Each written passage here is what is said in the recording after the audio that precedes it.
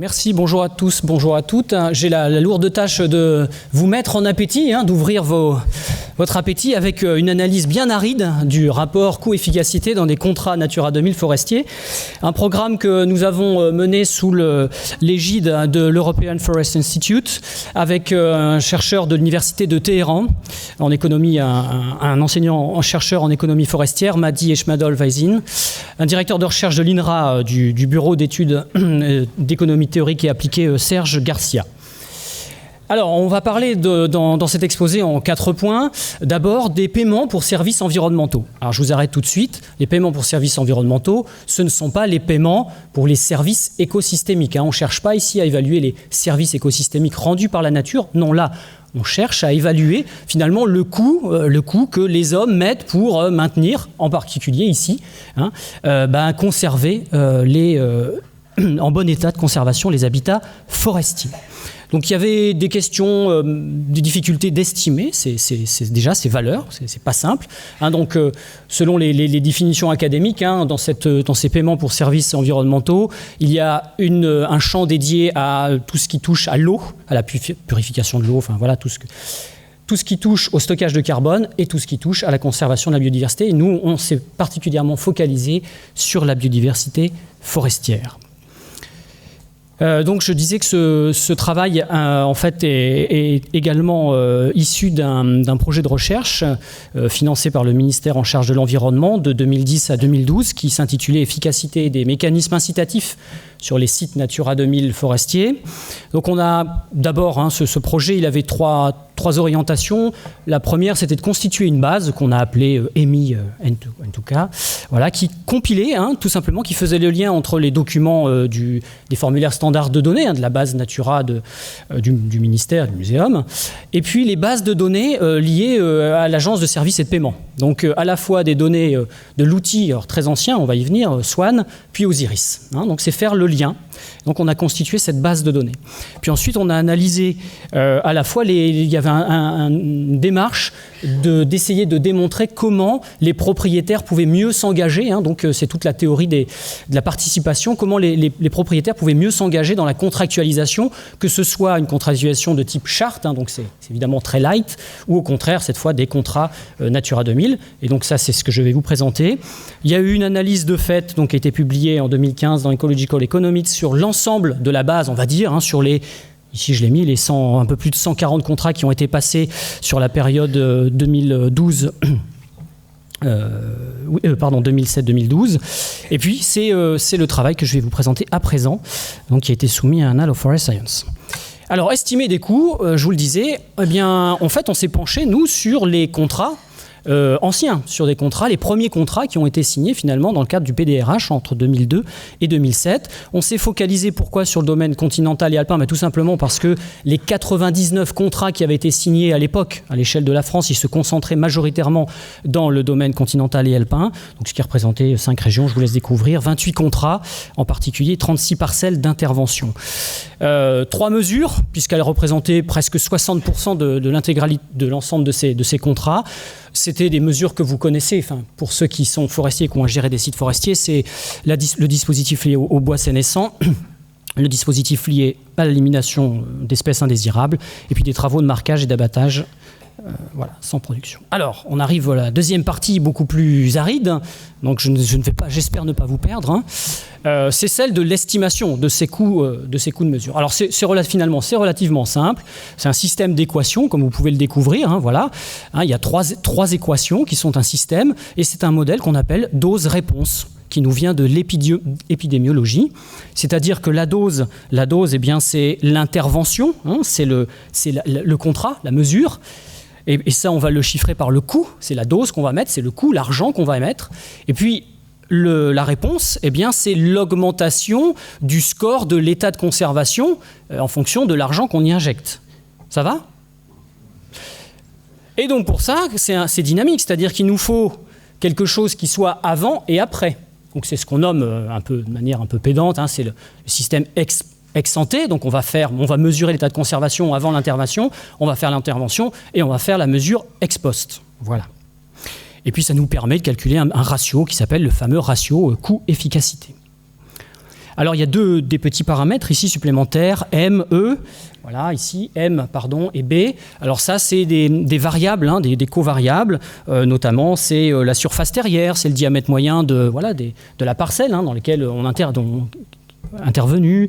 Et puis, le paramètre E, c'est tout ce qui touche le contexte bioéconomique. Hein. Donc, il y a la parcelle d'intervention, mais évidemment, il y a autour, il y a autre chose. Il y a la valeur foncière de la forêt. Il y a tout ça qui peut rentrer en ligne de compte dans le coût d'un contrat et le fait qu'il soit pris ou pas. Alors, on arrive à la partie résultat. Alors, il n'y a pas de suspense parce qu'il n'y a pas d'animation, mais c'est comme ça. Voilà. Et vous vous rendez compte que pour augmenter... Alors, pardon, excusez-moi, j'étais un peu vite. Je me permets de revenir en arrière. Vous avez vu, et ça vous a déjà été présenté dans cette matinée, on a utilisé la méthode Carnino. Alors, à l'époque, hein, c'était la version 1, hein, voilà, pour estimer donc, l'état de conservation ex ante, avant et ex post. Et donc, ce qu'on mesure, c'est hein, l'augmentation d'un point de ce score. Et ben, pour augmenter d'un point ce score, il faut payer assez cher à l'hectare. Il faut payer 265 € à l'hectare en moyenne pour des îlots de sénescence. Il faut payer 81 € par hectare pour des arbres bio. C'est 61 € pour éliminer des espèces indésirables. Et c'est 51 € à l'hectare pour... des travaux d'abattage, marquage sans objectif de production. Voilà, pour augmenter d'un point. Donc, petite simulation. Si on prend le cas d'un habitat assez répandu en France, au moins dans le domaine continental, c'est celui des hétrae acidiphiles du Lusulophagetum, avec une surface estimée d'après les FSD, également dans les FSD. Donc, c'est une étude de Thoron hein, qui a été rendu pour l'Union européenne, donc estimé autour de 24 500 hectares. Dans ce même document, il est estimé que l'État est dégradé sur 20% de cette surface. Et donc, petit calcul, vous imaginez bien que pour augmenter, donc passer d'un état altéré à un état bon, il faut augmenter de 30 points le score. On nous dit que dans l'instruction de 2009, révisée de l'instruction sur la prise en compte de la biodiversité dans les forêts soumises au régime forestier, on peut mettre en place des îlots de sénescence à hauteur de 2% de la surface. Et donc, on a deux coûts qui apparaissent. Un coût de maintien.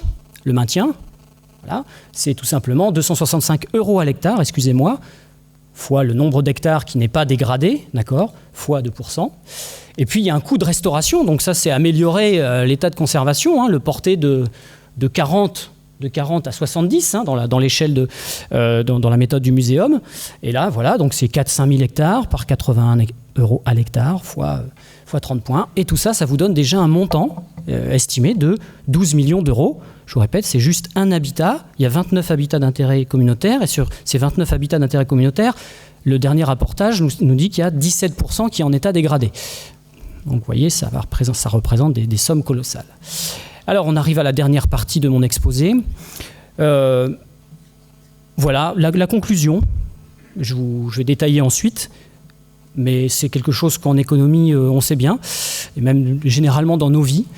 Vaut mieux prévenir que guérir. Effectivement, petit calcul, hein, ce système d'équations nous permet finalement d'évaluer l'impact de l'implantation ou pas, donc de proposer des stratégies, ce qu'on appelle sans regret, pour estimer l'état de conservation. Donc on dit on veut maintenir l'état de conservation. Admettons un état de conservation théorique à 87,5 points. Le coût pour la mesure uniquement la mesure ici arbre bio, c'est 550 € de l'hectare. Si on ne fait rien, très vite, on se rend compte que l'état baisse. Il est quasiment à la limite de l'altéré, pas tout à fait, on est à 70,5, on est à la limite. Et donc, si on veut restaurer, on fait le petit calcul, eh bien, on se rend compte qu'il faut multiplier par 2 ce coût. C'est quand même dommage, donc d'où la maxime, il vaut mieux prévenir que guérir quand même. avec ce genre de simulation, là, voilà, on l'a répété sur l'ensemble des 3 mesures, eh bien, finalement, on peut se rendre compte que parfois, le coût, il peut même excéder la valeur plafond qui est utilisée, par exemple les 7 500 € de l'hectare pour les îlots de sénescence, voire même hypothéquer la valeur économique de la forêt. C'est-à-dire le coût de restauration, il est supérieur à la valeur économique de la forêt. Ces résultats donc, nous permettent de différencier donc, la valeur de ces paiements pour services environnementaux, à la fois par leur coût, à la fois par leur état, espace de conservation, pardon. Et également, dans notre modèle, ça nous permet d'évaluer le poids des variables respectives, et notamment pour les 3 mesures principales.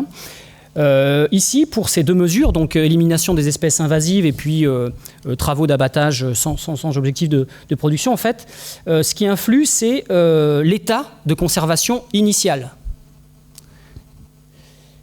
Ensuite, quelle que soit la mesure, c'est de toute façon la surface de la parcelle d'intervention. Plus classique qu'on retrouve en macroéconomie, qu'on retrouve en microéconomie. En gros, c'est un calcul, c'est un effet d'échelle, quoi. Voilà, plus la surface est grande, moins les coûts sont importants. Et puis, ce qui est intéressant ici, pour uniquement la mesure, tout ce qui touche au bois sénescent, au bois mort, là, ce qui rentre en ligne de compte, c'est le nombre et la taille des gros bois, initialement, avant la prise du contrat, et le prix du foncier de la commune. Alors tout ça nous amène finalement, donc tout ça pour dire que à travers ce tableau, plus ici, vous comprenez bien que ici pour ces 2 mesures, plus l'état initial est élevé, plus le coût efficacité, le ratio coût-efficacité est faible. Voilà. Et puis là, plus les surfaces sont grandes, également, plus ce ratio est amélioré. Voilà, pour conclure, mais quelques pistes d'amélioration pour ce dispositif, ce dispositif contractuel. D'abord, vous, dans vos sites aussi, c'est prioriser vos contrats selon l'état de conservation. Voilà, finalement, on peut peut-être mieux privilégier des habitats qui sont pas extrêmement dégradés, parce que de toute façon, c'est des coûts qui deviennent prohibitifs. Et il faut évidemment tout ça, vous allez me dire, oui, mais on a à cœur de restaurer nos écosystèmes. Évidemment, ça a pondéré en fonction du niveau de menace que vous avez sur vos sites. Et puis, alors là, c'est plutôt une conclusion à l'intention des institutionnels, c'est plutôt finalement prioriser les contrastes dans des contextes qu'on a appelés bioéconomiques à faible valeur. Donc là, dans des territoires où la valeur du foncier est faible. Il faut également, ce qu'on a mis en évidence, je ne peux pas vous détailler l'ensemble de l'étude, c'est que quand ces contrats sont mis en œuvre par des gestionnaires avisés, par exemple, dans un grand organisme de gestion forestière, voilà, pour ne pas le citer, ça permet d'être plus efficace. En tout cas, on s'est rendu compte que les ratios coût-efficacité étaient meilleurs. Ce faisant, ça nous permet, puisqu'on a quantifié ce ratio coût-efficacité, ça permet aussi d'aller vers des acteurs qui ne seront pas forcément de prime abord prêts à s'engager, comme des propriétaires privés forestiers. Ça nous permet de juger ce qu'on appelle l'asymétrie d'information. Quand vous passez un contrat, vous n'êtes pas censé vous détenir une partie d'information que la personne avec qui vous contractez n'est pas au courant. Vous vous gardez bien de dire, en gros, tout ce que vous savez sur l'avantage que vous pourrez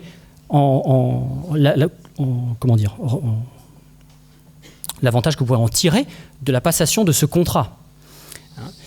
Et donc là, en arrivant avec des chiffres rendre un peu tout ça tangible, ça permet de diminuer justement cette asymétrie de l'information. Évidemment, privilégier des contrats sur de grandes surfaces, de manière à rendre les mesures plus rentables, et surtout, et surtout, d'ailleurs ça a été évoqué en début de matinée avec l'analyse que Julien Touroute nous a présentée, si seulement on avait pu mettre en place dès le départ des témoins, on n'aurait pas autant phosphoré et ferait du jus de cerveau pour justement vous présenter un système d'équations aussi compliqué. Ça aurait été tellement plus simple, un modèle dose-réponse avec des témoins, ça aurait été tellement plus simple d'un point de vue mathématique. Je vous remercie de votre attention. Je ne peux je tiens ici à remercier tous ceux qui ont pu participer à la mesure sur le terrain.